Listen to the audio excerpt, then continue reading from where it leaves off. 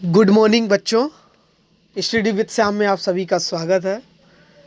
और आज हम आप लोगों के लिए एक नया टॉपिक लेकर के आए हैं जिसका नाम है यूपीएससी के लिए महत्वपूर्ण बुक।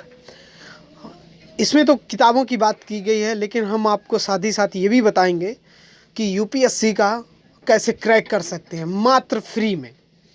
यूपीएससी के लिए स्ट्रेटजी क्या होनी चाहिए, प्लानिंग क्या होनी चाहिए। इसमें तो सारे पेपर लिखे हुए हैं, लेकिन हम आपको अच्छी अच्छी चीज़ें भी बताएंगे कि यूपीएससी एग्ज़ाम को कैसे क्वालिफाई किया जाए। और मैं भी आपके माध्यम से बताना चाहूँगा कि मैं भी यूपीएससी की तैयारी कर रहा हूँ। और जो श्याम, आप स्टडी विद श्याम सर जो कि ऑनर हैं इस कोचिंग के और जो कुछ भी ऑनलाइन प्लेट, तो वो भी यूपीएससी की तैयारी कर रहे हैं। तो सब लोगों, आप समझ लीजिए यूपीएससी का सर्कल है, तो ये हमारे ही लोगों का टॉपिक है, तो इस पे तो कोई कमी नहीं होनी चाहिए आप लोगों को, ठीक है, आने में भी और समझने में भी। अब हम शुरुआत करते हैं कि प्रीलिम्स की जो तैयारी होती है वो कैसे की जाती है। तो आप अगर हम देखें, अगर मेंस की हम तैयारी कर लेते हैं अच्छे से तो प्रीलिम्स की अपने आप तैयारी हो जाती है, ठीक है। इसमें अब हम शुरुआत करते हैं प्रीलिम्स में पहले हिस्ट्री, ठीक है। जो सब्जेक्ट होते हैं क्या क्या कवर किए जाते हैं, history, geography, Indian polity, economics, international relations और सीसैट, ये सारे ही टॉपिक हैं, मेन टॉपिक हैं। अब हम पहले हिस्ट्री की बात करेंगे। हिस्ट्री में अगर हम देखें तो Indian struggle for independence, Bipin Chandra एक बुक है, बहुत ही अच्छी बुक है, Indian struggle for independence Bipin Chandra की। इसको अगर आप पढ़ लेते हैं तो आपकी चीज़ें हिस्ट्री में कवर हो जाती हैं। Concepts of Indian culture books, spectrum एक बहुत अच्छी मोटी बुक आती है। उसमें क्या है, the face of Indian culture books, ठीक है, facts of Indian culture books, बहुत ही छोटा छोटा और बुलेट फॉर्म में एक तरह का बहुत अच्छा लिखा हुआ है, स्पेक्ट्रम है।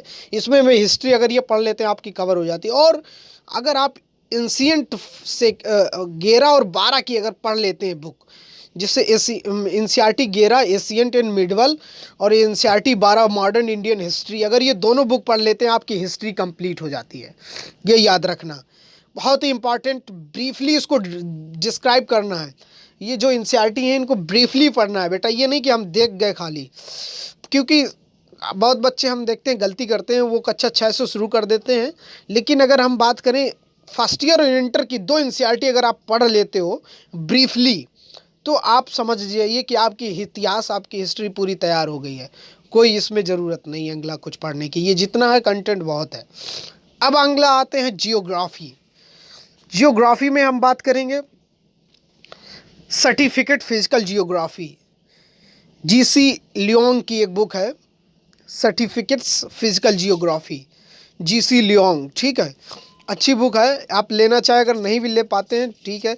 इसके अलावा जो हम इम्पॉर्टेंट अब आपको बताने वाले हैं, ये जो नीचे दो बुक हैं एनसीईआरटी की, फर्स्ट ईयर और second year, old syllabus, new syllabus, ठीक है। दोनों ही ओल्ड सिलेबस और न्यू सिलेबस, ये जो एनसीईआरटी आती हैं इनको बहुत ब्रीफली रीड करना है बेटा, याद रखना। इससे अच्छी बुक, और ये जो पहली बुक है पढ़ लेते हो ठीक, गुड, अगर नहीं भी पढ़ पाते तब भी गुड, कोई बात नहीं। लेकिन ये जो सेकेंड एनसीईआरटी है, ओल्ड सिलेबस की और न्यू सिलेबस दोनों एनसीईआरटी, फर्स्ट ईयर और सेकेंड ईयर, समझ लीजिए आप, ये एक तुरुफ का इक्का है। अगर आपने नहीं किया तो आप समझ लीजिए आपका ये तुरुफ का इक्का साबित नहीं हो पाएगा, पहली बात। अब हम बात करते हैं और वर्ड एटलस, आप मैपिंग भी जियोग्राफी, क्योंकि आप जानते हो एटलस बहुत ज़रूरी होता है। 200-250 की एक बुकलेट आएगी जिसमें क्या है ना, एटलस आप अपने हमेशा टेबल पे एटलस होनी चाहिए। अब जब जियोग्राफी रीड करें टेबल पे एटलस होनी चाहिए, ये बेटा याद रखना है सब लोगों को। इससे क्या है कि एटलस से हमारी जो कंसेप्ट है पूरा क्लियर हो जाएगा, ठीक है, और मैपिंग भी लगा होना चाहिए तो पता चलता है हम जियो। अब अगला आ जाते हैं बेटा तैयारी, अगला है इंडियन पॉलिटी। इंडियन पॉलिटी बेटा, ठीक है, इंडियन पॉलिटी, इसके बारे में आपको क्या बताएं। Most important book of Indian polity M Laxmikanth. मैं आपको और कुछ नहीं बताना चाहूँगा। यम लक्ष्मीकांत एक ऐसी बुक है जिसको आप रीड कर लेते हैं, आपका काम 90% ख़त्म हो गया पॉलिटी में। ठीक है। और इसके अलावा भी अगर एनसीईआरटी आप पढ़ना चाहें तो पढ़ सकते हैं 9 से 12 तक, कोई दिक्कत नहीं है। अब अगली हम बात करते हैं इकोनॉमिक्स की। इकोनॉमिक्स में आ जाते हैं बेटा। इकोनॉमिक्स में इंडियन इकोनॉमी, रमेश सिंह की एक बुक है इंडियन इकोनॉमी करके आती है, ठीक है। और आप अगर ऑनलाइन उस पर अमेज़न पे डालेंगे मिल जाएगी आपको, हिंदी इंग्लिश दोनों में भी मिल जाएंगे इसके। लेकिन और इसके बाद economics development and policies in India, Jain and Ohri की बुक है, जॉन एन होरी। ये भी अगर आप ले लेते हैं तो अच्छी बात है। लेकिन ये जो फर्स्ट हमने बताई थी इंडियन इकोनॉमी, रमेश सिंह की, बहुत इंपॉर्टेंट बुक है। सेकंड ले पाते हैं, ठीक है, बढ़िया है, पढ़ लेते हैं, रीड कर लेते हैं, दैट्स गुड, ठीक है। लेकिन जो एनसीईआरटी है बेटा कक्षा 11 और 12 की, इसमें भी बहुत ही इम्पॉर्टेंट बुक है। आप इस चीज़ को बिल्कुल डिनाई नहीं कर सकते हैं, ठीक है।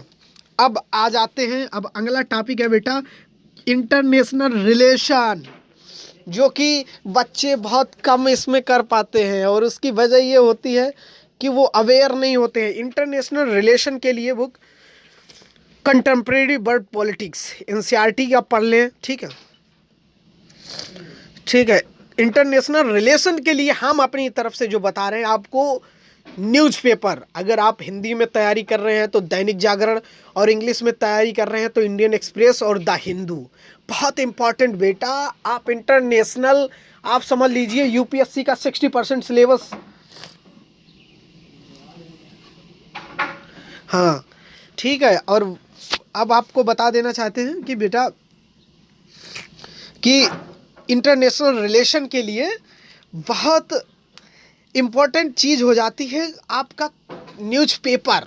आप समझ लीजिए, अगर वो नहीं तो कुछ नहीं। वो कहते हैं ना कि तेरी ज़िंदगी में नहीं, तेरी खुदगुदी में है, ठीक है।